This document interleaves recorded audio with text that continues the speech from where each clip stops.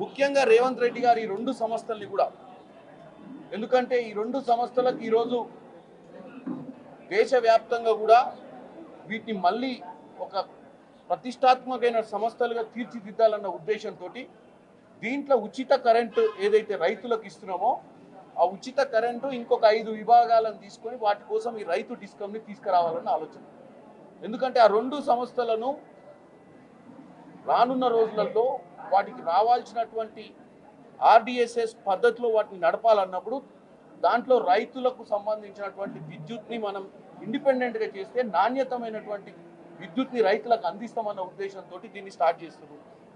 ఒకే ఒక్క ఆలోచనతోటి ఈరోజు ప్రతిపక్ష పార్టీలు ఈరోజు ఈ పబ్లిక్ హియరింగ్లో ప్రతి రైతును భయపెట్టించే ప్రయత్నం చేస్తున్నారు.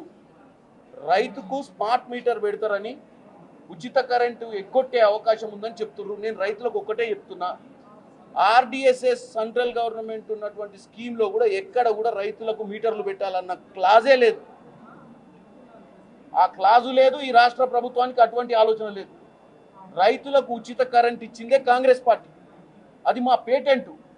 మేము గతంలో రైతులకు ఉచిత కరెంట్ ఇచ్చినటువంటి పార్టీగా ఈరోజు ఇంకా దానికి బ్రహ్మాండంగా ఇవ్వాలన్న ఆలోచనతో ఈ రైతు డిస్కమ్ని తీసుకొస్తున్నాం తప్ప అసలు నాణ్యతమైన విద్యుత్తో పాటు మీటర్లు ఎక్కడ దాకా పెడతారు, డిటిఆర్ లాగా పెడతారు. అంటే ట్రాన్స్ఫార్మర్ యూతలు రైతులకు అందక ముందు పైన ఉన్నటువంటి దగ్గర ఎక్కడ కూడా గతంలో ఉన్నటువంటి ఏదైతే తప్పుడు లెక్కలు చూపించకుండా ఎక్కడ కూడా లాసెస్ లేకుండా, ట్రాన్స్మిషన్ లాసెస్ లేకుండా చేయాలన్న ఉద్దేశంతో ప్రభుత్వం ఈరోజు ఈ యొక్క నిర్ణయం తీసుకుంది.